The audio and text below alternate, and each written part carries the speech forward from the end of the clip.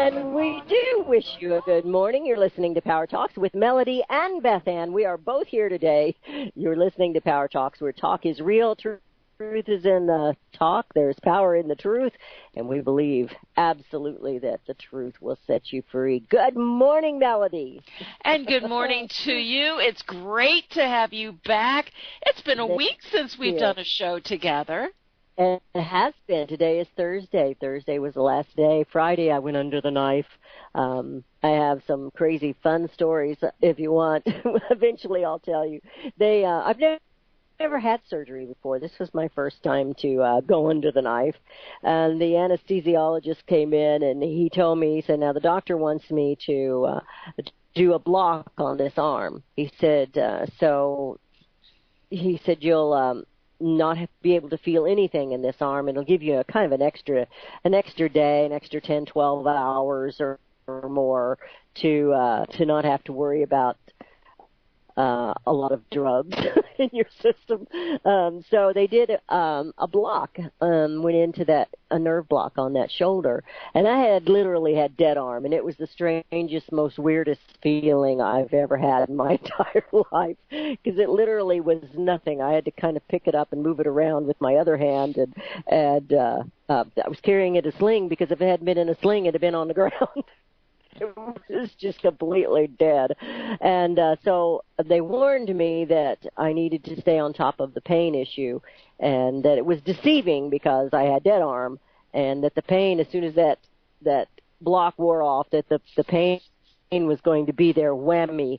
And it was, and I tried to stay ahead of it, but it's hard to see how much pain medicine you're going to need when you're not having any pain yet. So I think I had a rough day the one day after, because I let the pain get ahead of me.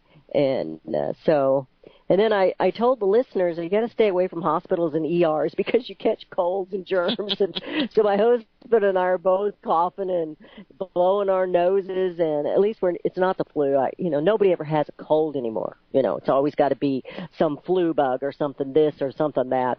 But I think it's just a plain old cold. We're both blowing our noses.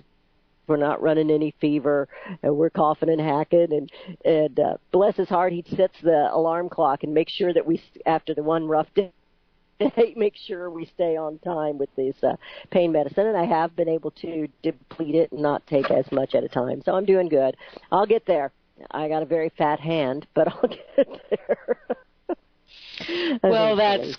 it's funny, and before we go and we start talking about some of the serious stuff that's going on, when you said that your arm was numb and that you had to hand it into a sling, I remember a Carol Burnett skit. And it was Tim Conway and Harvey Korman. And Tim Conway was the dentist, and Harvey Korman was the patient. And Tim Conway is going to come over and give him a Novocaine shot. Well, he's pretending like he's an old man, and he comes over to Harvey, and he goes to inject it, and something happens, and he accidentally shoots his arm. So his arm goes numb. He goes and gets another needle with Novocaine in it, and he comes back, and he goes to do it, and something happens, and he hits his leg. Harvey Korman is just laughing like crazy in the chair, and that tickled me off. Every time I see that, I go into hysterics. And that is a classic. It's a classic. And when my kids found out I broke my arm, of course, my children, they're all comedians, and I sent them after I woke up enough and I was home, and I sent them, your mom has Tim Conway arm, and I sent them the YouTube video of Tim Conway as a dentist. But I wasn't killing any flies with mine. I did not know that. But it was that feeling, and oh my gosh, no, I know you didn't. It's hysterical. But it was a really weird feeling. It's like when they wake you up after surgery, they say, "Can you wiggle your fingers?" And I'm thinking I'm wiggling my fingers. They said, "Can you feel your arm?" And I went with my left arm to feel my right arm, and I wasn't even in the right space as to where my arm was. My husband said, well, maybe the nerve is in the memory as to where it was when he deadened it, when he blocked it. So it's just a strange feeling. It was almost like I was wondering if that's how when someone has an amputation, you know, the ghostly feeling, because it felt like my hand was one place and it was somewhere else, and in my mind, my hands and my fingers were ice cold, but when I felt them with the other hand, they were very, very warm. And so it was just a very weird, strange feeling, and it did buy me a little time on the medication, which I don't like taking medicine. If you know me at all, I don't like taking medication, so I'll get off of that stuff as fast as I possibly can. And it's I need you here because my husband's doing a wonderful, wonderful job, and he's not a good beautician. Don't tell him I said that. He's in the other room, but he's not a good beautician. So we're struggling with the serious issues of me being with one hand. But anyway, we will get there, and he will never get there. But he's putting up with me. And that's, I guess, he doesn't have a whole lot of choice after 45 years. He's got to put up with me. But anyway, we do have to get on to serious stuff. And unfortunately, we have some extremely serious matters. And, what happened yesterday is just a symptom of what's really wrong in our nation. And so I wrote a little something, and it's just some of my thoughts I'm gonna share today with all our audiences. And so I'm praying again for the wounded. Here we are. For those left behind in a nation that seems to be too stupid to realize its true decaying, a falling away from God, and a lack of respect for life in general. To solve and not Band-Aid a problem, we need to think back to what has changed. Question why we had less gun laws 20 years ago or 30 years ago, but had less school violence, there weren't shootings, people, especially around this area, the youngsters had their .22 rifles or their deer guns, in the back of their pickup trucks. Mm-hmm. Question, why does health care cost more today than it did 20 or 30 years ago? What has really changed? You can't legislate morality or common sense. Yesterday, we talked about Joy Behar and The View. We mentioned that. I like to go off on Joy Behar. And the lack of respect for God. She was mocking God, Melody. I'm sure you saw that. And the lack of respect or fear of God. The nature of the left is to control everything. They believe man is basically good, but we're not. Scripture tells us otherwise. If you're a believer, you know that we're inherently not good. The sheriff, I met our county sheriff yesterday. Was out a little bit, and he was telling me, Melody, about a youngster. It wasn't in this state. It wasn't in the state of Missouri, but he was telling about a parent of a 13-year-old who refused to get up and go to school. So the parent calls the deputy. The deputy. I looked at him and I said, well, I couldn't get my kid up for school. The last person I'm going to be calling is the deputy. I wouldn't be calling the deputy. There was a book that was out years ago. It's still pertinent. You could still buy it, I'm certain. Parenting isn't for cowards, but we have cowards, many of them, attempting to parent. There is no discipline. There is no structure. There's very few rules and way too many choices for youngsters at way too young an age. As the talking heads try to analyze the thoughts of a madman and how to restrict and enforce new and improved laws, this nation seems content to kill its young and then act as a protectionist for its youth. We're perfectly fine with killing them in the womb. But then we stand up and we say, oh, this is terrible when they're shot as young people. And it is. I'm not saying that it isn't. And I'm wondering, my first thought was, he's 19 years old, and what's he's he still doing in high school? That's what I thought. And well, I'm sorry, I didn't mean to interrupt. No, that's okay. I was just umming. It's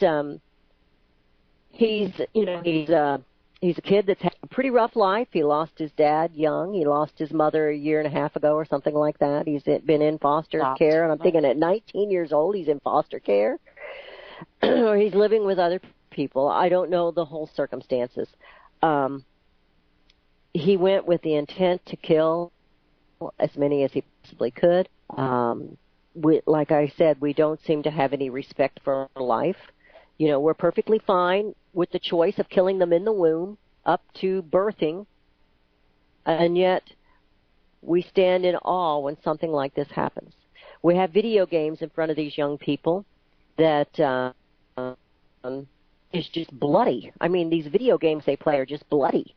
Just kill, kill, kill, and if you get enough points, they get back up and they move on. But that's not the way it is in real life. They don't get back up and move along. They don't get energy points or whatever it is that takes place. And, I worry about, I had somebody share with me, it's been a few years ago, they were having trouble with their 3-year-old picking out the clothes in the morning. And I said, why are you leaving it up to a 3-year-old to pick out her clothes in the morning? That shouldn't even be a choice she has to make. You get her up, you dress her, you feed her, you take her to daycare, wherever it is, if you're going to work. She doesn't get a choice. Not at that age. I mean, we're throwing things at these children, and we're telling them it's okay to be confused about who they are, what gender they are, what sex they are. We're telling them that's all normal, but it's not normal. And then we wonder why we have mass murder going on in our schools. And it's not the guns. You can blame the guns if you want. They're just a tool. He came ready to do damage. He had a gas mask on himself, I believe is what they said, and he was forcing them to come out into the hallways by setting off fire alarms, which in and of itself is a crime.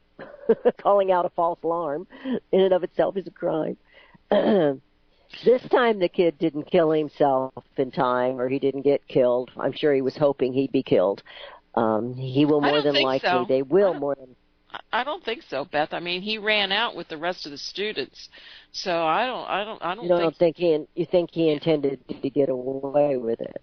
I don't know if he intended to get away with it, but I don't think it was going to be murder by suicide or suicide by cop or anything. Cop, yeah. Yeah, okay. Whatever you want to call it. But, I mean, he ran out with the rest of the students.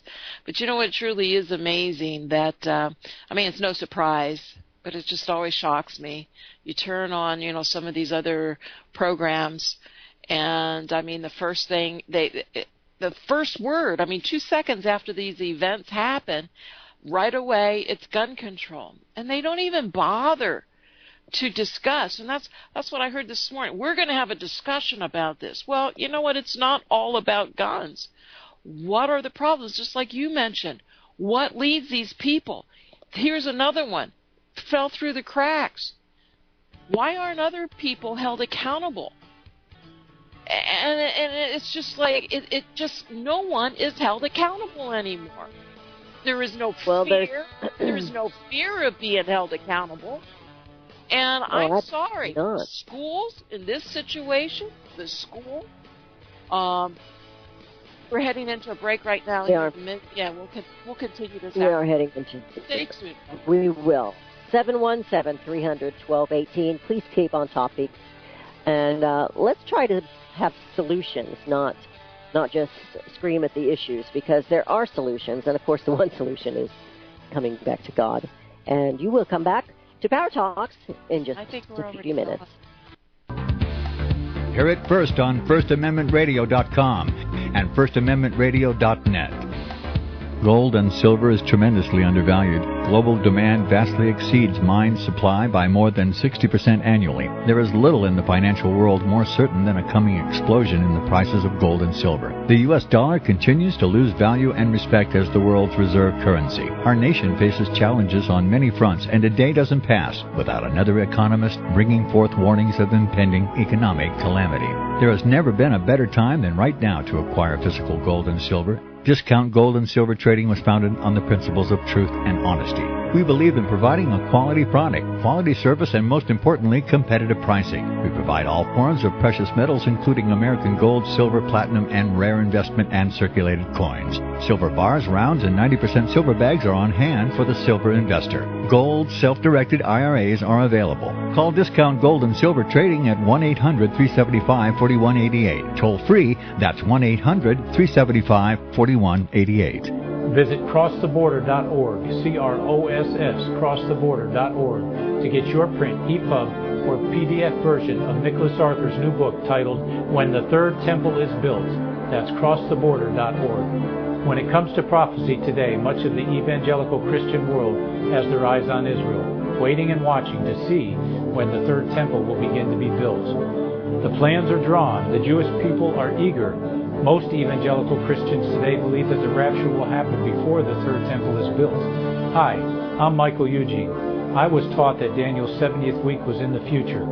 Is that really what the Bible teaches? Have we searched the Scriptures and found this to be true? Why is it so important for a reestablished Israel to build a third temple in Jerusalem? Is it necessary to build a temple on the same location already occupied by the Dome of the Rock? Is it necessary for sacrifices to take place in the temple on Temple Mount? Is there really a rapture followed by 7 years of tribulation? What is the New Testament temple? Can we identify history and prophecy? Who is the first beast in Revelation chapter 13? Who are the 7 kings in Revelation 17? I have asked all these questions, and I have found Nicholas Arthur's new book, When the Third Temple is Built, answers all these questions and more using Scripture to interpret Scripture. The Bible says that no prophecy of Scripture is of any private interpretation. Nicholas shows us in his new book, When the Third Temple is Built, how the Bible interprets prophecy and not man's private interpretation. Visit crosstheborder.org, CROSS, crosstheborder.org, to get your print, EPUB, or PDF version of Nicholas Arthur's new book titled When the Third Temple is Built. That's crosstheborder.org. Years ahead of the dominant media, FirstAmendmentRadio.com and FirstAmendmentRadio.net. And we have returned. You're listening to Power Talks with Melody and Beth Ann in the morning. We've been kind of discussing what took place yesterday in Florida as we had another mass shooting from one individual who is a very disturbed, angry man. I don't like to call him a youth when he's 19. You know better. 19 years old, you know that murder is murder, and he will more than likely be tried as an adult, and they will more than likely go for the death penalty. And the reason I say that is because he plotted it out.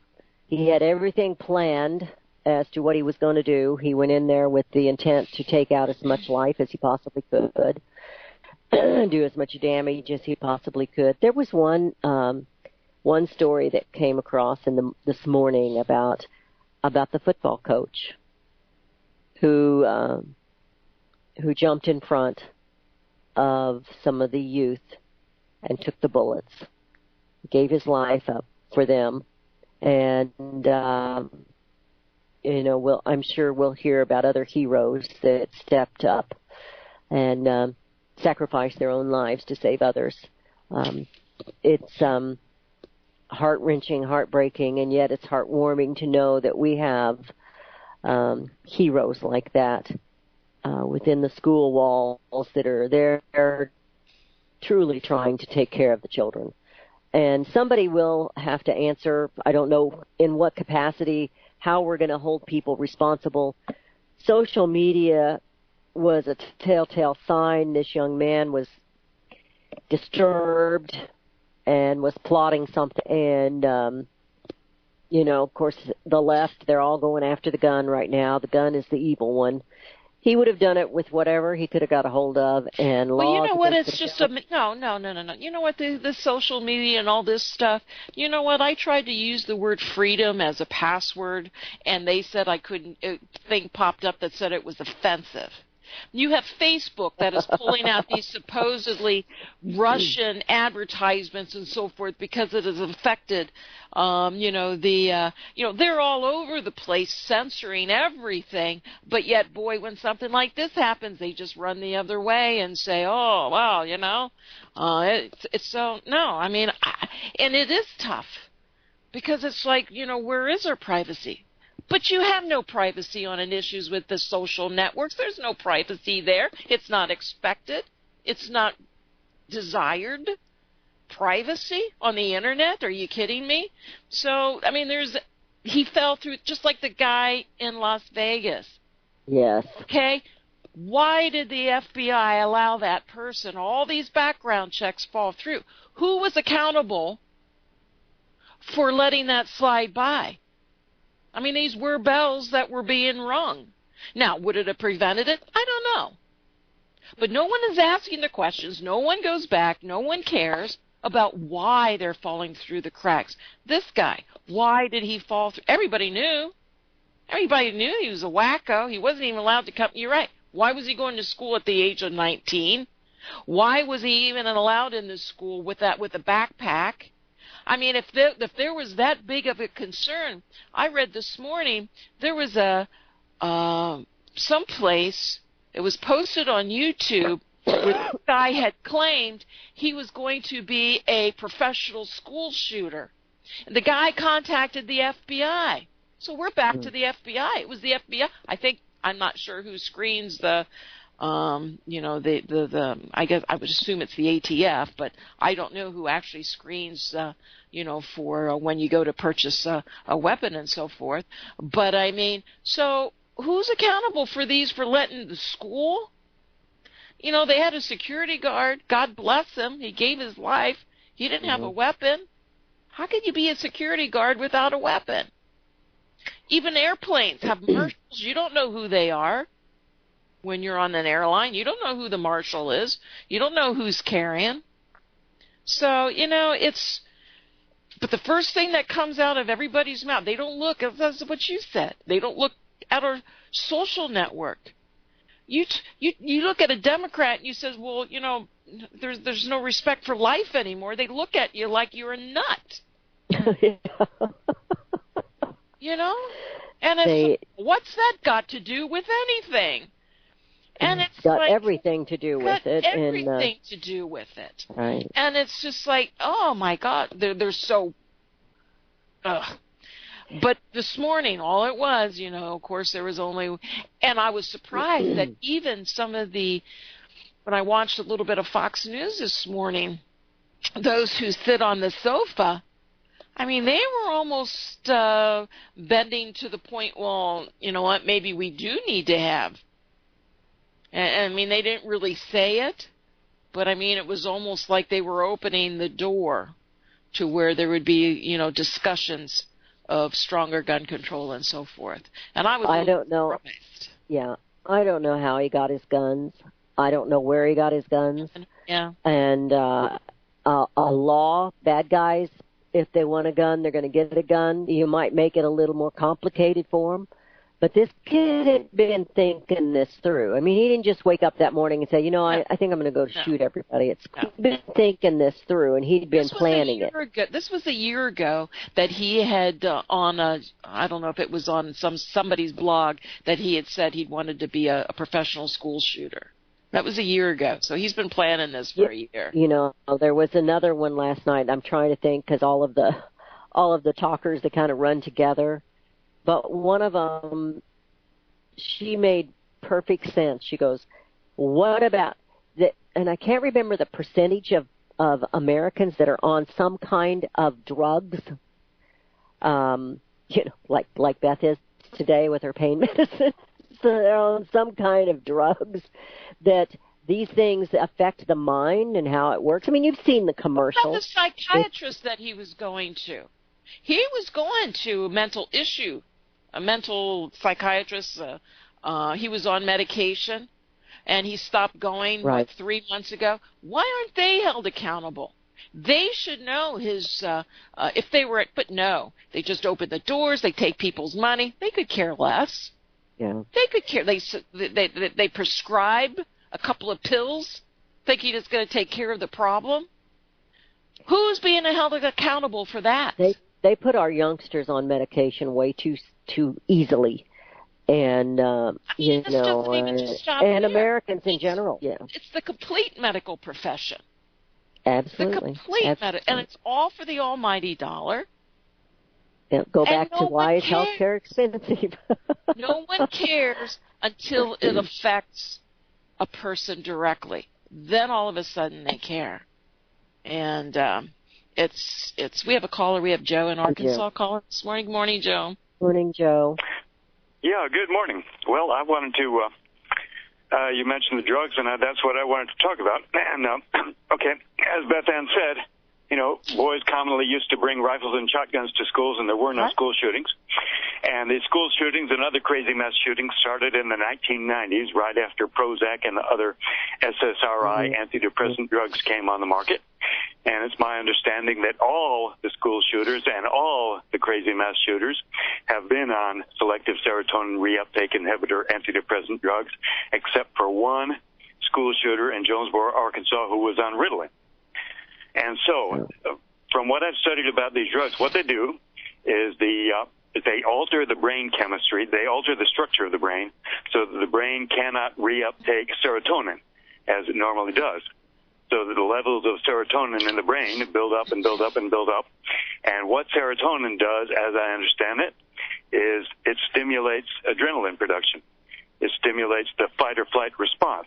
So a person taking these drugs with too much serotonin in their brain constantly feels kind of agitated and in the fight-or-flight state of mind, and so they don't have much reason or much love in that kind of state, but they're always kind of agitated, and I suppose feeling this kind of nervous agitation is better than being depressed, because at least you feel more dynamic that way, I guess. And so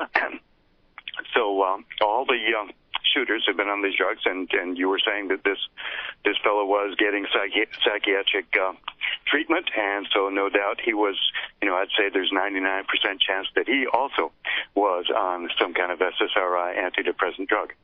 And so one of the things I'd like to point out is that the natural laws of health and well-being are also a part of the law of God. And so we can't expect people who have their brain and body chemistry completely screwed up from junk food and from drugs to have a very good, clear mind and have much sense of reason or have much sense of love to be able to follow the moral laws of God either. So, I think this is the main reason for these shootings is because of these SSRI antidepressant drugs, and I think the establishment keeps them on the market and will not and avoids talking about their role in contributing to these crazy mass shootings and keeps them being prescribed to millions and millions and millions of people precisely because they want these kinds of innocence. They know that as long as millions of people are taking these drugs, a certain percentage of them are absolutely going to go crazy and commit these horrible crimes. And then every time that happens, that gives them the excuse, to start screaming for gun control through the politicians, through the mass media. And gradually they figure if they keep on, having this happen, keep these drugs on the market and keep on having these crazy mass shootings happening, then this will eventually wear down the resistance enough so that they can get the gun control they want. So I think their plan is working out. So that's what I have to say. Thank you very much. Yeah, thank you, Joe. And I think I can't remember the woman's name that was talking about this yesterday, and she mentioned nobody ever wants to say this out loud. Nobody ever wants to say it, but this is the common denominator in all of these. And even Ritalin is a drug, and it alters the mind, too. And they put these kids on Ritalin very young because they don't know how to, and I get in trouble with some relatives that are in school, that teach, but they're too quick to do that. They have made the school system, or at least how they structure a classroom, more laid back, more lax, less structure, less discipline, and more about choices. You know, there's a certain time you just don't give a kid a choice at certain ages. I mean, if a 3-year-old's telling you what they're going to wear in the morning, you got a problem. What are you going to do when she's 16? What are you going to do when she's 13? You're going to call the deputy because she doesn't want to get up and go to school? You know, we're messed up because we don't know how to discipline ourselves. We don't know how to nurture and raise children, and we're not doing them any favors when we give them too many choices too soon. They're already making so many choices without any kind of experience to back it up with, you know, to glean from. You know, you ask them what they want to be when they grow up. You know, and so then in high school they don't even know what they want. I still don't know what I want to be. Let me ask you a question. Why is the United States, there was a report done, it was done several years ago, 27% of adults in the United States will experience some sort of mental health disorder, making the U.S. the country with the highest prevalence. Mental health disorders include mood disorders, anxiety disorders, attention deficit, hyperactivity disorder, and substance abuse. Over one's entire lifetime, the average American has a 47.4% chance of having any kind of mental health disorder. That's almost 1 in 2. So, why does the U.S. have these types of numbers compared to the rest of the world? That's very interesting, isn't it? I have noticed in the last several weeks, maybe a few months, that now we have a medicine advertised. I don't know the name of it. But if you're on antidepressant medicine and you're still feeling depressed, we have another medicine for you. It's like, seriously, an anti-depression medicine. Just throw a pill at it. Just throw a pill at it instead of really getting in and understanding why is it you're feeling this way.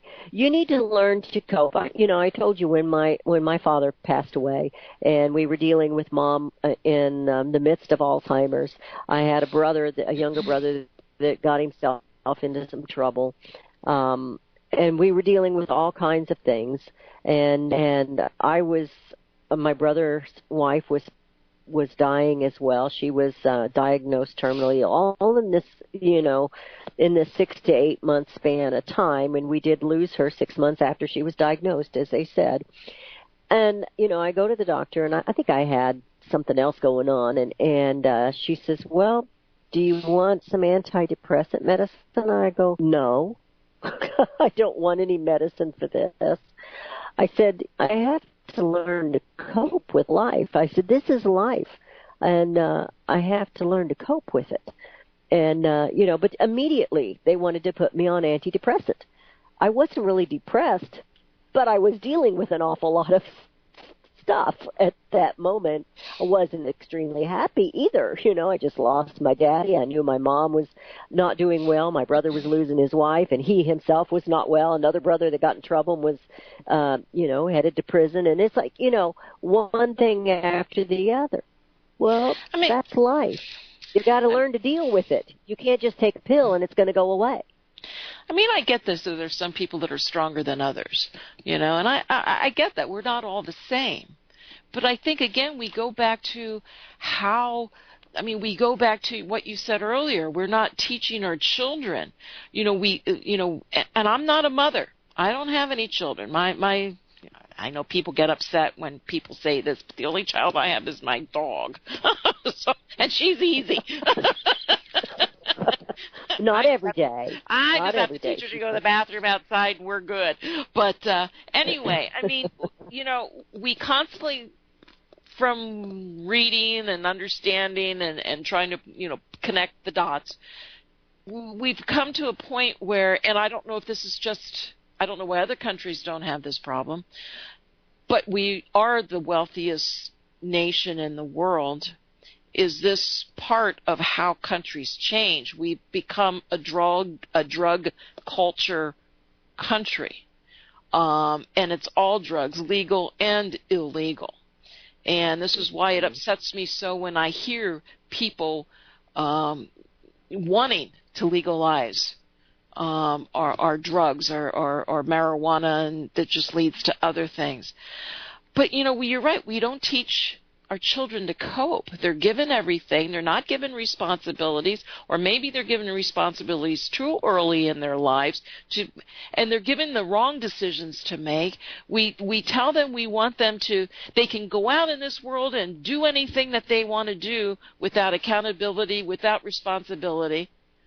And the influence from Hollywood, I mean, these kids really don't have it's tough for them. It is. And it's been going on for a very long time. Well, and you and I are close to the same age, and I don't know if you had any restrictions. My mom and dad were very strict as to when you could date. I wasn't allowed to date till I was 17 years old. I had to be home at midnight, and there were just rules. Well, a lot of the young girls then, and since then, you obeyed them. You didn't want to get in trouble, or you wouldn't go out next weekend. But they've taken away for discipline from the families, and again, you come back to the agenda, the design. And I'm not sure which came first, the agenda, or we just fell into this place of the evolution of this country, or is it a combination of both? Well, did they take advantage? Did they, have they used the weaknesses of humans in order to promote their agendas? It's. Well, I was going to say just in human nature. So now we have children, and I mean children, that are dating at 12 years old, 13 years old. There's nothing to look. There's nothing. They're watching sex scenes when they're 6 and 7 years old. If they watch any movie or television program, and even some of your animation cartoons bring sexual encounters. They're 6 and 7 years old. Yeah, they're going to develop a lot earlier than, when, heck, we didn't even know what sex was until we were 15 or something, It's just like, I don't know. It's just, we got lots of callers. Well, what I'm trying to explain, you keep getting excited. I'm trying to explain they've experienced everything we looked forward to. We knew we couldn't date. I know, you got excited. We 12-year-olds, 13-year-olds, they've experienced everything. We were waiting to go to the prom. That was a big thing, You went to the prom, you went to homecoming, and all that was a big, huge deal. But now they've experienced all this dating, and they're encouraged. It's up to you when you start having sex, and there's no morality taught. There's no, we have a problem in this country, and our generation is responsible with the sexual revolution, and now we don't want to be responsible for that. We don't want to be responsible for anything, and that's one thing that my opening should have said. Lack of responsibility. We don't teach anybody to be responsible for their actions from childhood on up. You're getting excited. They keep calling this kid. I'm getting excited. They keep calling this kid a youth at 19 years old. Yeah, he's young, but he's not. He knew what he was doing. He knew what he was doing when he was going in there. And he's a man. It's right. He's absolutely correct. And anyway, go ahead. Let's go ahead and go to Tom in Michigan. Good morning, Tom. Good morning. Good morning, Tom. Thanks for taking my call. I wanted to go back to the drugs. That your previous caller, he said that they stimulate adrenaline, and there's a guy named Abram Hoffer and Dr. Osmond. They wrote a book called Living with Schizophrenia. To kind of make the long story short, they found that adrenaline, when it becomes old, it becomes stale. It turns into a substance called adrenochrome, and it works in the body like a hallucinogenic drug. It has very negative effects on personality, and they treated it using vitamin B3, niacin or niacinamide, and they actually cured really horrible schizophrenics in this matter. But their whole premise is that a certain percentage of the population is not able to metabolize adrenaline in the system fast enough to keep it from turning to adrenochrome, and it builds up, and they basically lose touch with reality. It's like, excuse me, it's like being on LSD every day. The one doctor, actually, they produced some of the adrenochrome in the lab. Dr. Osman actually took some, and he had a great marriage, and then all of a sudden he started arguing with his wife, and they almost got a divorce. They had to force him to stop taking it, and then it went back to normal. He was having a great marriage again. The vitamin B3 niacinamide is one of the cheapest and most stable vitamins there is, and I mean, I think it's something worth looking into. Abram Hoffer has I think he's passed on, but he still has a real big following online. A lot of articles he published. He was a psychiatrist. He gave up his license so he could pursue this research. He claimed that somehow the license bound him where he wouldn't be able to say some of the things he said if he had a license. I think it's worth looking into. I've talked, even people I know, I say, I tell them about it, and they're having a bad day or something. I take a couple of grams of vitamin B3 niacinamide.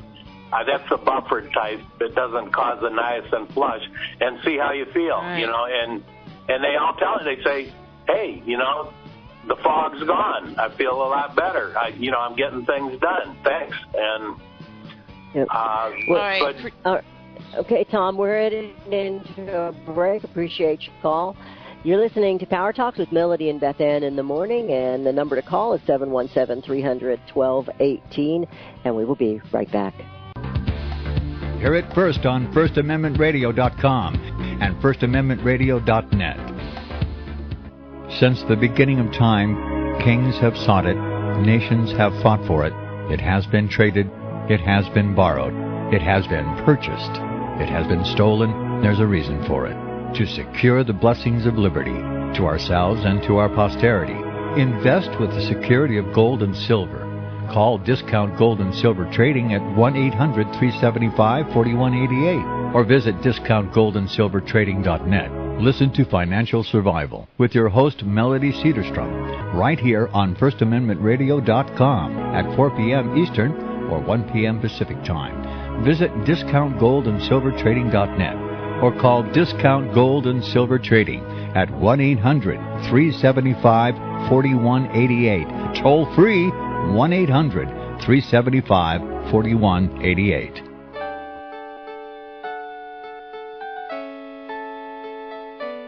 The program you are listening to is 100% sponsored by you, the listener, on this First Amendment Rights Media channel. You will notice that there are few commercials on this radio network. There's a good reason for that. Corporate advertising dollars come with strings that limit program content. So without your help, these programs cannot continue on Internet or our several affiliates. If you benefit by the educational law programs, we ask you to give. If you are admonished or nurtured by the Bible and ministry programs, we ask you to give. If some voice a cause that you are passionate about, we ask you to give. If you believe in any of these, we ask you to support them as you would a missionary on a continual basis, as if giving a tithe for missionary radio. These programs are not commercially viable and must be supported by those faithful to the cause of truth. Look for the button to sponsor your favorite programs at our listen and schedule pages on the Internet. Then, when you subscribe, we will send you the last quarterly MP3 CD of that program immediately, and continue to do so with each new quarter. We will also give you unlimited archive access to all of our programs. We're asking you to give much less than a tithe, so that you may also send support directly to a particular program host, cause, and anywhere else the Spirit may lead you. Do all to the glory of our God and Creator, for His holy nation, the only kingdom that will last forever. Thank you for listening.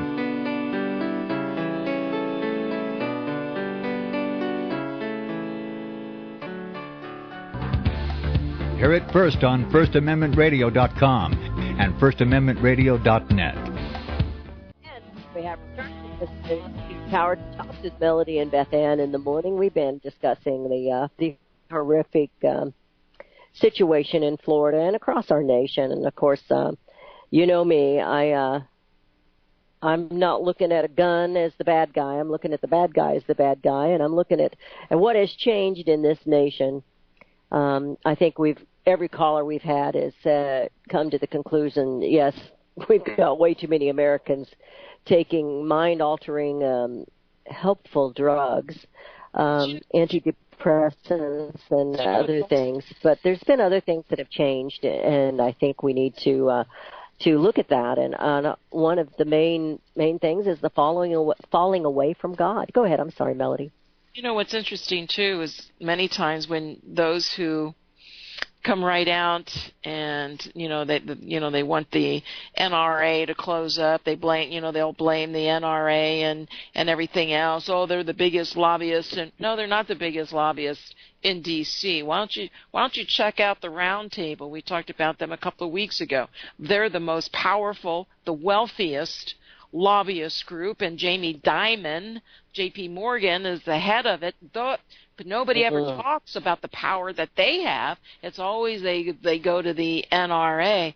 But what's interesting is those who point the fingers to the NRA, and when we're talking about drugs, and we bring that up to them, many of them know either their children are on those medications, because there's so many of them that are on the medications, they really can't accept that, gee, maybe that is our problem, part of the problem. It's not the whole problem, but it is part of the problem, because most likely a lot of their children are on the drugs themselves. So, they certainly can't say, oh, gee, I'm giving my child something that, could, change his personality, and, it might not be the best thing for him, so they don't even want to go in that direction. And that's just, it's just an observation, but I think it's a fairly good one. But because there are so many, so they just point to the one thing that seems to be the most obvious. And you're right, it isn't the weaponry. It is certainly there's just so many things. It's not as a rule. I mean, there are situations where equipment fails, but as a rule, a car didn't cause the car accident. It's the driver. It's usually a distraction, something that he or she was distracted from. Sometimes equipment fails. Sometimes you have a brake failure. You have something else. But as a rule, the vehicle didn't cause the accident any more than the gun caused the shooting. It's an instrument. It's a tool. It's a piece of equipment. It's not something that causes the brain to go crazy. Drugs alter. We're quick to try to fix everything. I say we live in a microwave world. We want everything instant. I worked at a medical clinic for years. We had a 30-minute lunch. You all line up there at the microwave with your frozen meals. You look at it. Oh my gosh, this one takes 7 minutes. Because we want it to be instant. Mine didn't, because I let mine thaw out, so it didn't take that long. But we want everything instant. We want everything fixed, and sometimes you have to live through life. I didn't like that I lost my daddy. I didn't like that Mom had Alzheimer's. I didn't like that my little brother was in trouble. I didn't like that my brother was losing his wife. Those things were just happening all at once. But I didn't need an altering drug. I needed, I needed support, and I got that. I had loving support, but I just had to, lean on the Lord a little harder and a lot stronger. And that's, I don't know that I'm any stronger than anyone else. I just, I knew that wasn't the answer. We do have another caller. We have Ivan calling us. Good morning, Ivan. Yes, good morning, ladies. Good morning, Ivan. We're doing good. Yes. What you got? Yeah, well, it's like you say, it's a tough issue, but it's a simple solution to it. I mean, one, the family is falling apart. Okay, so that has to be corrected. Right. The churches are going away from the true teachings of Christ. Okay, they just kind of go at their wherever they are being led. Discipline is not there, both at home and at school. And if you touch little Johnny or any young lady, you get sued. So what used to be the basis or the foundation which the family was based, which their life was based on, is crumbling. Okay, so their foundation is gone. So that's why we have all these problems. And you can pump them with all kinds of pills and everything else. It's not that. I mean, God didn't create pills for, there are natural cures which can be used and for coughing and most of the sicknesses God provided it. And so in essence, this is where the whole thing lies. I think we are trying to outdo God and be equal to Him, and that doesn't work. No, it doesn't.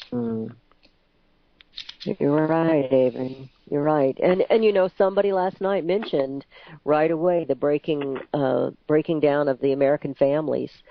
We have been on a downward trend, destroying the family structure for several decades, and diminishing the importance of a father and a mother in the home.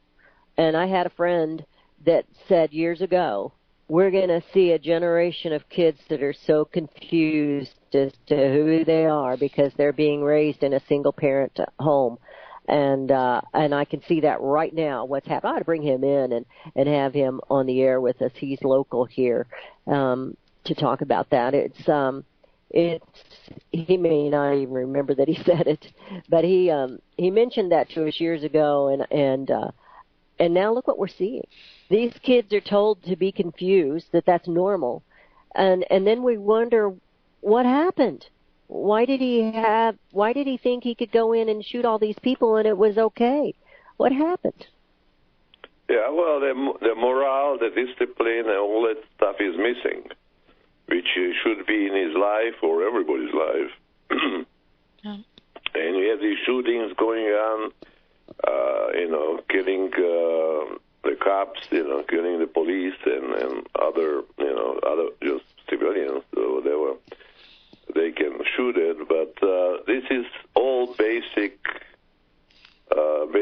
is because of the foundation is missing, or it's pretty well gone.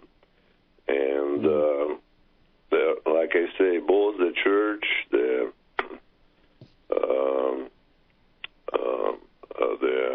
lack of discipline, lack of these items like discipline and morale and is gone, and the schools are teaching them. The schools are teaching them. Yes, Melody. Sorry. No, that's all right. No. I just want to say one thing. You know, we often call it politics. We talk about it being an agenda. We talk about it, you know, is it the evolution? Is it an agenda? Is it all by design? So we can talk on one level, that, you know, this is the way you're bringing down America and ruining the strongest, the greatest nation that ever was. We can take it to another level, and it is spiritual. Mm-hmm. It is basically evil versus good, God, devil, God, and Satan. I mean, that is the level where we're at, and it's. Well, I fully agree that that is the level we are, because we are fighting. What does the Bible say? Principalities. Principalities. Yeah. It's not our battle's not with flesh and blood, but with principalities. Yep. And, you know, children, where I hear the music, children need structure. And if you have, I raised 5, and so I've got you covered there, Melody, because you said you didn't raise any, but I raised 5, so we can both talk about it. But it's, you have to have structure. There's a reason you have breakfast at a certain time and lunch at a certain time and your supper meal at a certain time. You have structure. Everything has to have, it just has to be out there so that the kids know what to expect, and we've kind of taken that away. I hear the music, and we will be back tomorrow, both of us. We're going to both be here, right, Melody? What? Yes, we will be. She's messing with me. We'll see you tomorrow. You have a blessed day. Keep praying for this nation.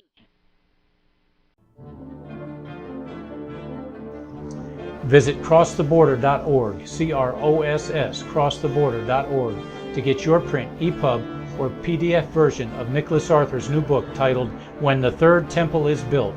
That's crosstheborder.org. When it comes to prophecy today, much of the evangelical Christian world has their eyes on Israel, waiting and watching to see when the third temple will begin to be built. The plans are drawn. The Jewish people are eager. Most evangelical Christians today believe that the rapture will happen before the third temple is built. Hi, I'm Michael Eugene. I was taught that Daniel's 70th week was in the future. Is that really what the Bible teaches? Have we searched the scriptures and found this to be true? Why is it so important for a re-established Israel to build a third temple in Jerusalem? Is it necessary to build a temple on the same location already occupied by the Dome of the Rock? Is it necessary for sacrifices to take place in the temple on Temple Mount? Is there really a rapture followed by 7 years of tribulation? What is the New Testament temple? Can we identify history and prophecy? Who is the first beast in Revelation chapter 13? Who are the 7 kings in Revelation 17?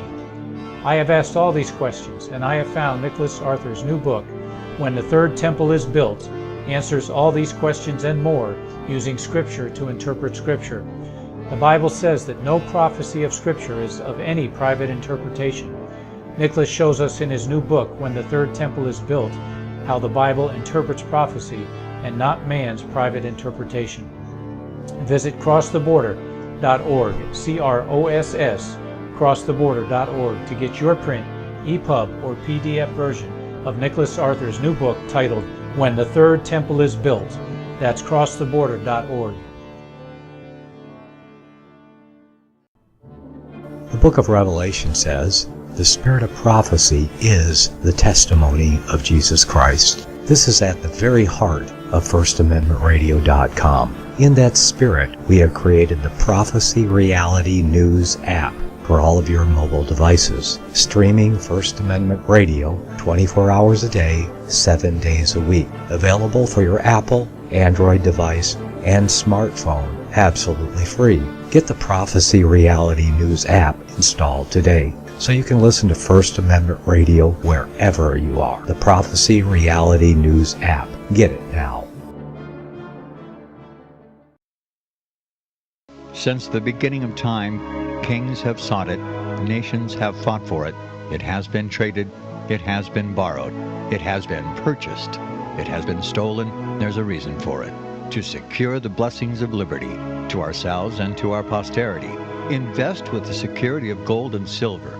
call Discount Gold and Silver Trading at 1-800-375-4188 or visit discountgoldandsilvertrading.net. Listen to Financial Survival with your host, Melody Cedarstrom, right here on FirstAmendmentRadio.com at 4 p.m. Eastern or 1 p.m. Pacific Time.